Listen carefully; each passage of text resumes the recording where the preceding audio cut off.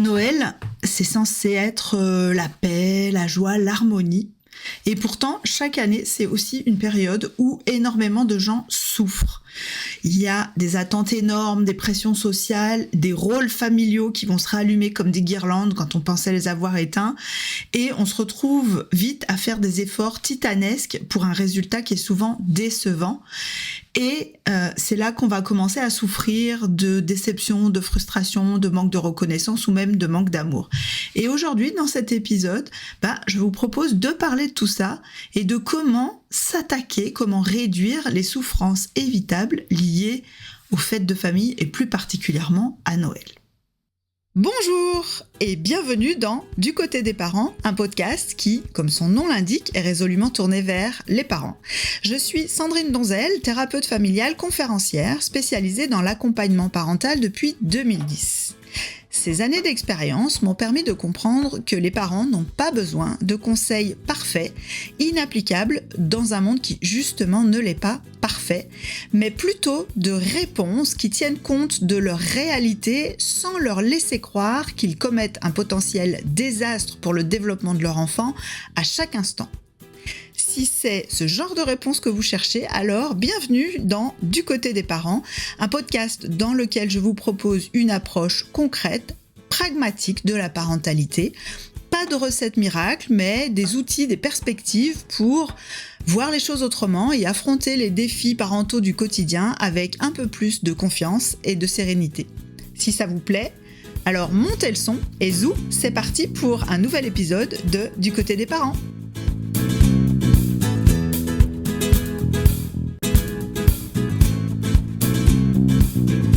Pourquoi est-ce que Noël fait autant souffrir ? Il y a d'abord un sujet autour des attentes et des représentations. Dans notre culture, Noël, c'est la paix, la joie, l'harmonie. C'est une fête familiale avec peut-être en arrière-plan le mythe du Noël réparateur. Avec l'idée que peut-être ce jour-là, tout le monde va être gentil, que les vieilles tensions vont disparaître, que la famille sera soudée et va enfin ressembler aux familles de publicité. La famille Ricoré, mais en hiver, pour les plus anciens qui se souviennent de ça. Ou alors, vous savez, les beaux films de Noël, où y a des tas d'incompréhensions, de stress, de conflits, et puis à la fin, tout le monde se tombe dans les bras et tout est bien qui finit bien. Bon, la réalité n'est pas toujours comme ça. Et puis évidemment, à ça s'ajoutent des pressions culturelles, sociales, économiques. L'idée que Noël aussi, ça doit être réussi, que les cadeaux doivent être à la hauteur, que la déco doit être parfaite, que les enfants doivent être heureux, etc., etc. Et toutes ces représentations, elles génèrent des attentes, souvent très élevées par rapport à cette fête. Et c'est important de savoir que plus la différence entre la réalité et nos attentes est grande, plus fortes, plus douloureuses vont être les émotions ressenties. Plus la colère, la frustration, le sentiment d'injustice et donc la déception vont être difficiles à vivre. Bon, alors là, vous vous dites sûrement, oui, mais si j'avais le moyen d'attendre moins, il y a longtemps que je l'aurais fait et que donc je souffrirais moins. Ou encore, vous vous dites peut-être, oui, mais enfin, la vie serait tellement décevante si on renonce à ses attentes, à son ambition, que je ne veux pas le faire. Et en fait, ces deux affirmations sont vraies. Se fixer des attentes élevées, c'est tout à fait vrai que c'est un moyen d'être fier de soi, en fait, de faire ce qu'il faut pour avoir une vie épanouissante. Mais ça a aussi des limites parce que certaines choses ne sont pas sous notre contrôle et la vie nous amène aussi ses aléas. Ça me fait penser à une citation de John Lennon qui disait « La vie, c'est ce qui arrive quand on est occupé à faire d'autres projets ». Donc elle vient nous mettre un petit peu des bâtons dans les roues. Eh bien, c'est justement quand la réalité ne veut pas se plier à nos souhaits que persévérer peut devenir une source de souffrance. La persévérance, c'est plutôt une qualité, mais parfois, on a besoin d'apprendre à renoncer. Et c'est là où je reviens à la première remarque que j'ai faite. Renoncer, ça ne se fait pas sur commande et ça peut être très difficile à vivre.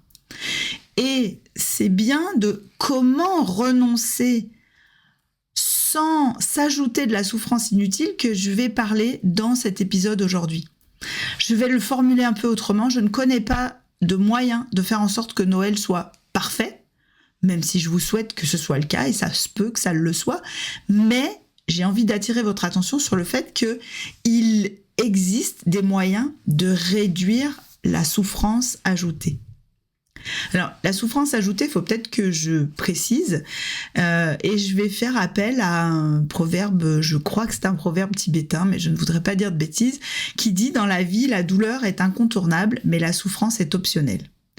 La douleur, ici, dans le cas qui nous occupe, ce sont les émotions qui résultent de la réalité. Oui, on n'a pas des moyens financiers illimités et donc peut-être qu'on va devoir se limiter dans les cadeaux, dans la déco, dans le repas. Oui, on n'a pas forcément le temps de faire tout ce qu'on voudrait, là aussi en déco, en repas, en organisation, et c'est assez frustrant. Oui, aussi, parfois les gens sont décevants, ils se conduisent un peu de manière pas très glorieuse.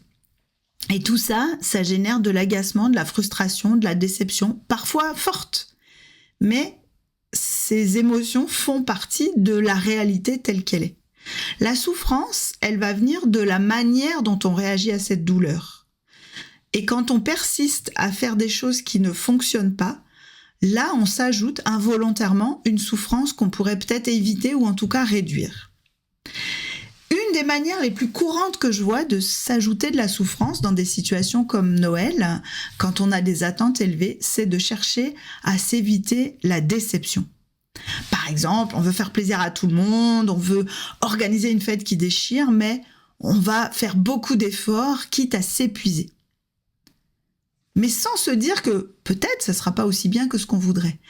Et plus on aura fait d'efforts pour que tout soit au top, plus on risque de mal vivre le manque de reconnaissance pour nos efforts et la moindre anicroche qui va venir saper notre satisfaction. Donc, la première leçon, le premier message que je voudrais faire passer, qui est important à retenir, c'est que la déception qu'on va ressentir, elle est proportionnelle aux efforts qu'on a mis pour atteindre le but. On ne peut pas choisir ses attentes. On peut y réfléchir, on va le voir après. Mais on ne peut pas choisir ses attentes, mais on peut choisir le niveau d'énergie qu'on va mettre dans l'organisation d'un événement et on peut se préparer à la déception. Parce que quand on fait des efforts démesurés juste pour éviter d'être déçu, en se disant c'est ça que les gens attendent, il faut que ce soit comme ci, il faut que ce soit comme ça, plutôt que de chercher à éviter à tout prix cette déception, je vous propose de commencer par vous y confronter, plutôt que de la subir par contre-coup. Et pour ça, vous pouvez répondre à la question, en tout cas réfléchir à cette question. Si vous aviez la certitude que quoi que vous fassiez, Noël ne sera pas au top, qu'il y aura des couacs, qu'il y aura peut-être un manque de reconnaissance, qu'il y aura des trucs ratés, qu'est-ce que vous décideriez de continuer à faire et qu'est-ce que vous décideriez d'arrêter de faire ? Ça rejoint la réflexion sur la limite juste que j'avais abordée dans l'épisode précédent. Alors, attention, il ne s'agit pas, j'espère que je suis claire là-dessus, de renoncer en bloc, mais vraiment d'ajuster ses efforts. Une autre manière de réfléchir à cette question, ça serait de se dire, est-ce que je continuerais à faire cet effort, même si j'avais la certitude qu'il n'y aura pas de retour positif ? Alors, je précise, parce que vous pourriez peut-être avoir l'impression que je prône le renoncement comme solution à tout. Mais, je le redis, ça n'est pas le cas. Je ne suis pas en train de dire qu'il faut à tout prix renoncer et laisser tomber. La subtilité, la nuance, elle est dans savoir quand agir, continuer à agir, et quand renoncer à agir. Renoncer, c'est clairement très très douloureux, surtout dans des fêtes familiales comme Noël, qui représentent vraiment quelque chose du point de vue des relations familiales. Ça peut demander vraiment un travail de deuil difficile et qui peut prendre du temps ou qu'on ne voudra jamais faire parce qu'il serait trop douloureux, et ça n'est pas un problème en soi, mais il s'agit de le poser clairement. Ce que je vous propose, en fait, dans cet épisode, c'est plutôt une illustration de cette phrase de Marc Aurèle, que la force me soit donnée de supporter ce qui ne peut être changé, le courage de changer ce qui peut l'être, mais aussi la sagesse de distinguer l'un de l'autre. Une des premières choses qu'on peut faire pour que Noël fasse moins souffrir, notamment quand on parle de relations familiales, c'est construire un cadre qui nous convient. Donc là, je vous propose finalement d'aller plus loin dans la réflexion. Je vais un peu plus parler ici de ce qui va se jouer dans les relations familiales pendant les repas, pendant les fêtes, plus que de l'organisation à proprement parler. Mais on pourrait appliquer ça aussi à l'organisation. Ici, il s'agit à nouveau de faire le point sur vos attentes, mais pour travailler sur vos limites. Pas juste de vous à vous, mais aussi de vous avec les autres. Quel comportement, quel sujet de discussion vous ne voulez pas voir abordé pendant cette fête de Noël? Qu'est-ce que, au contraire, vous souhaitez voir? Qu'est-ce que vous acceptez? Qu'est-ce que vous n'acceptez pas? Ce tri dans vos attentes, vous allez pouvoir ensuite l'utiliser pour exprimer clairement vos limites, je vais y revenir, et aussi partir à la recherche de bonne volonté qui vont collaborer avec vous pour faire tenir ce cadre et respecter vos limites. Alors ici, j'insiste, attention à éviter de penser à la place des autres. En fait, je reçois très souvent des gens, des femmes souvent, pardon, mais peut-être que j'y reviendrai dans un autre épisode, c'est pas de leur faute, c'est aussi une question de construction et de socialisation et de comment on a été éduqué. Mais je reçois souvent des gens qui en fait n'ont pas exprimé leur attente, qui se disent « mais enfin ça va de soi, c'est comme ça qu'il faut faire », et qui finalement sont déçus que ces attentes ne soient pas respectées. Alors j'aimerais bien pouvoir vous dire que tout le monde va se mettre à votre place sans que vous ayez vraiment à exprimer les choses clairement. La réalité montre que ça n'est pas souvent le cas. Ça peut arriver, mais c'est quand même l'exception.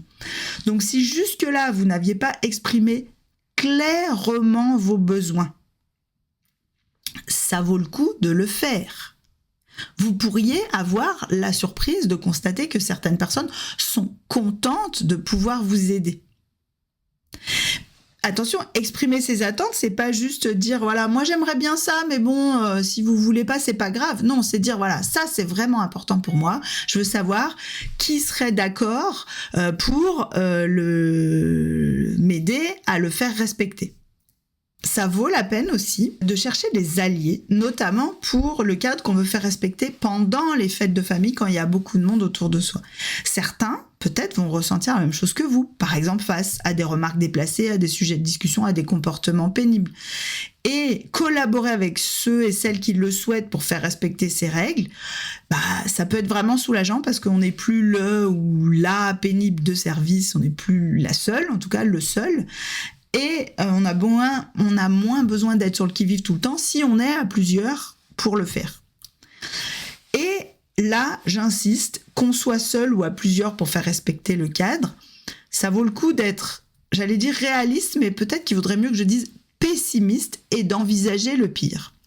Alors ici, je vais vous livrer...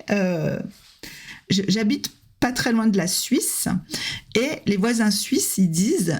On a été déçus en bien. Alors, si vous saviez comme c'est tellement suisse de penser comme ça, en fait, envisager le pire, justement, ça permet d'être déçu en bien. Quand on est optimiste, on est déçu tout court. C'est douloureux, c'est pénible. Quand on est pessimiste, ça nous laisse une chance d'avoir une agréable surprise si les choses se passent mieux que prévu. Et comme on avait prévu qu'elles se passeraient de manière catastrophique, il y a quand même une forte probabilité que finalement, il y a des trucs qui se passent mieux que ce qu'on avait prévu. Et si vraiment le pire du pire se réalise, eh bien au moins, en se préparant au pire, en étant pessimiste, on avait prévu des ressources pour faire face. Donc ça nous permet d'être uniquement déçu en bien, ou au contraire de se dire, oui, ça se passe comme je l'avais prévu. Alors, se préparer au pire, c'est imaginer ce qui peut se passer de problématique, ce qui risque de nous faire réagir, voire de nous faire souffrir, et de regarder comment on y réagit jusqu'ici. Alors, je vais détailler après ces différentes étapes, mais je parle ici notamment de la réactivation des rôles familiaux qui peuvent être assez difficiles. Vous savez, à Noël, enfin dans les moments en famille, il arrive souvent que chacun rejoue un peu sa place dans la famille. Le sauveur, le médiateur, le bouc émissaire, l'aîné responsable, celui qui fait jamais rien. C'est important de savoir qu'un système, tel qu'une famille, cherche toujours à revenir à son équilibre initial. ce qui fait que les autres personnes de la famille peuvent, souvent involontairement, contribuer à maintenir des relations qui ne nous conviennent plus. Et que l'appel à la raison ne suffit pas toujours pour résoudre ces problèmes. Et c'est pour ça que ce sont des rôles qui se remettent en route tellement vite, parfois malgré tous les efforts que nous on fait pour tenir bon et pas se laisser embarquer. Donc se préparer, c'est aussi reconnaître cette dynamique pour en être moins surpris et ne pas y aller un peu trop la fleur au fusil en vous disant mais je vais prendre sur moi, je vais pas me laisser avoir, parce que c'est quand même souvent sous-estimer la capacité du système à vous entraîner dans sa dynamique. Je le dis parfois en accompagnement, si vous ne vous préparez pas vraiment avec soin, avec beaucoup de ressources, le système sera plus fort que vous, malgré toute votre volonté. Donc juste, je vais tenir bon, je vais pas me laisser embarquer, ça ne marche pas très bien. Donc je vous propose 3 étapes pour vous préparer. Identifier concrètement les déclencheurs. En gros, c'est le qui fait quoi à qui va vous faire réagir. Qu'est-ce que ça vous fait? Quelles émotions ça génère chez vous? Est-ce que ça vous met en colère? Est-ce que ça vous déçoit? Est-ce que ça vous attriste? Est-ce que ça vous inquiète? Ensuite, on va identifier la dynamique relationnelle qui est mise en place. Comment est-ce que vous répondez actuellement? Ok, ça me met hors de moi, mais je ne dis rien. Ça me met hors de moi, mais je monte au créneau tout de suite, etc., etc. Et qu'est-ce que votre réaction produit comme effet sur l'autre? Est-ce que ça le fait changer? Ou est-ce que, au contraire, ça le fait monter d'un cran? Est-ce que ça le fait changer à court terme, mais rien ne change sur le long terme? Et aussi, qu'est-ce que cette situation produit sur vous? Est-ce que, si l'autre ne réagit pas positivement, ça vous apaise durablement? Donc ça va vous donner une indication sur est-ce que ce que vous faites fonctionne ou pas? Est-ce que ça génère de la souffrance ou pas? Et si jamais ça ne marche pas, ben là, il est temps de réfléchir à qu'est-ce que vous allez pouvoir faire ou dire de radicalement différent. Si vous cherchez à faire respecter votre cadre et que ça ne marche pas, peut-être qu'il va falloir laisser tomber et juste fuir quand ça arrive, passer dans la pièce à côté. Si vous tentiez de prendre sur vous, peut-être qu'il faudra au contraire poser plus clairement le cadre et dire bah voilà, en fait ça c'est pas acceptable pour moi, donc je ne veux plus que ça se reproduise. On peut encore, si vous avez déjà fait ça sans succès, adopter des répliques du genre de celles qu'on propose aux personnes victimes de harcèlement pour couper l'herbe sous le pied de ceux qui ont des propos dérangeants. Alors ici, bon, je vais peut-être pas le détailler ici dans cet épisode parce que je suis vraiment dans les grandes pistes possibles pour vous aider à éviter de la souffrance au moment de Noël. Mais en gros, on est pile dans ce qu'on appelle le 180 degrés proposé par l'école de Palo Alto, qui est le modèle que je pratique. Donc je mettrai dans les ressources de l'épisode des livres, des références pour vous aider à vous documenter sur le sujet. Et donc, in fine, évidemment, cette préparation, elle peut vous amener à choisir de renoncer. Mais dans ce cas, ça sera un vrai choix, assumé, fait en mesurant réellement les bénéfices et les risques de chaque option. Peut-être que ce sera triste et décevant, mais choisir la déception parce qu'on a vu que c'était la moins pire des options, ça provoque moins de souffrance que de subir la déception en pensant qu'il y avait un moyen de ne pas être déçu.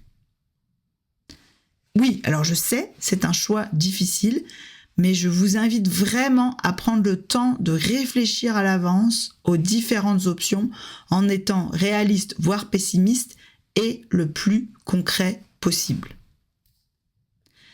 Donc en résumé, si Noël vous fait souffrir et vous épuise, c'est en partie normal. On a des attentes gigantesques et la réalité, elle, ça reste la réalité. En choisissant à l'avance où vous allez mettre votre énergie, en clarifiant votre cadre et en anticipant les dynamiques familiales, vous ne garantissez pas la magie, mais vous vous épargnez une bonne dose de souffrance inutile et ça, franchement, c'est déjà un cadeau. Donc je vous souhaite le meilleur Noël possible et je vous dis à très bientôt pour un nouvel épisode. Merci d'avoir écouté cet épisode de Du côté des parents. S'il vous a plu, vous pouvez faire plusieurs choses. D'abord, évidemment, vous abonner pour ne pas rater les prochains épisodes et même vous abonner à ma newsletter pour avoir des infos sur mes interventions, conférences et autres. Le lien est dans la description de l'épisode. Vous pouvez aussi laisser une note et un commentaire sur votre plateforme d'écoute. Ça contribue évidemment à faire connaître le podcast à d'autres personnes à qui il pourrait être utile. Vous pouvez aussi, si vous en avez les moyens, me faire un don parce que ces dons me permettent de libérer du temps pour produire plus de contenu gratuit et accessible à tous comme ce podcast ou les articles sur mon blog. Pour faire les dons, vous trouverez là aussi un lien dans les notes de l'épisode. Et pour finir, très important, si vous avez des questions, des sujets que vous aimeriez m'entendre aborder dans ce podcast, n'hésitez pas à m'en faire part et à me joindre sur les réseaux sociaux ou par email à l'adresse sandrine@sco2mc.fr. Et sur ce, je vous dis à très bientôt.